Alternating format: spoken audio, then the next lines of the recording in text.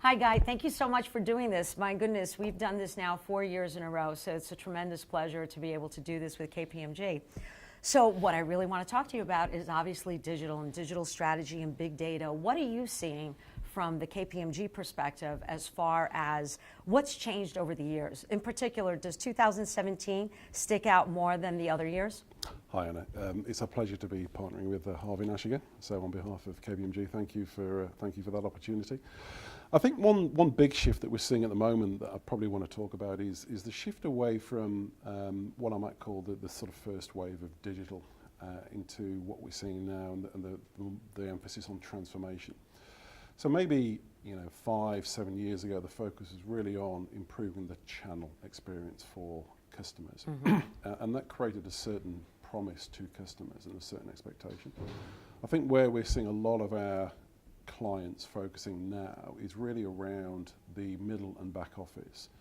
And if I can bring that to life, you can have the most exceptional front channel experience to your customers, but if you can't back it up with data that's provided on time, real time, that's accurate on a 100% basis, then that's going to let the experience down for the customer. So that integration piece into your back office systems and also the integrity of the data that you hold on your customers and being able to get access to that is very important. And then using that data that you have on your customers to get insights on those customers and provide them with a more personal experience is also an area that we're seeing increased investment in from organisations that we're working with. So, and it's big expenditure. So, it's quite inexpensive relatively these days to build a mobile application or to improve your online channel. But it's actually quite hard and difficult and expensive to align the rest of the organisation in some pretty difficult areas, including culture, behind that digital promise. Now, do you think that clients, or I should say companies, are getting smarter in analyzing the data?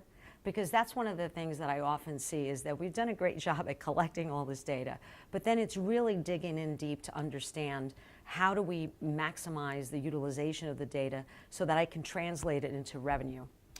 I'd say they are getting better. They're on a journey though, and I think there's still a long way to go.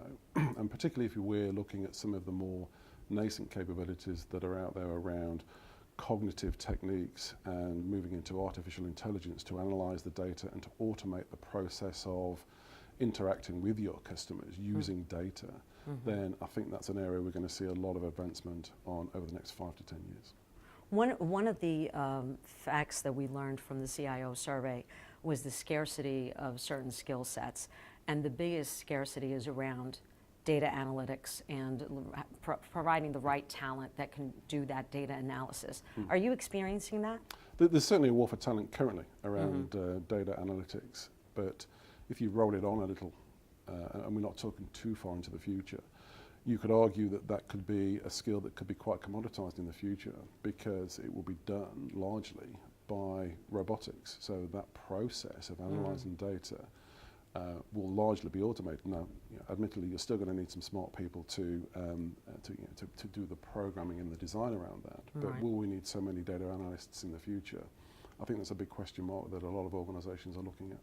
That's fantastic. That'll be wonderful to see how artificial intelligence or robotics plays a role in being able to help us learn through our data.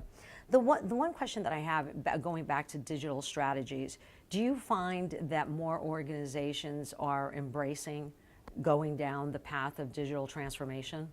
Yes, definitely. I think a lot of the clients that I'm working with at the moment have taken that leap of faith, I think, and understand that it is not just about the systems of engagement, the channels. It really is around aligning the organisation behind those, and they are starting to think more holistically about how they structure their organisation. And I've talked about some of those structural elements, but another one is really around how the organisation works. And we're seeing a shift away from a focus on organisational design per se around where people sit in a taxonomy to organisational design being focused around how I can bring teams together with disparate capabilities and skills on a permanent basis to perpetually deliver at scale change in a digital context.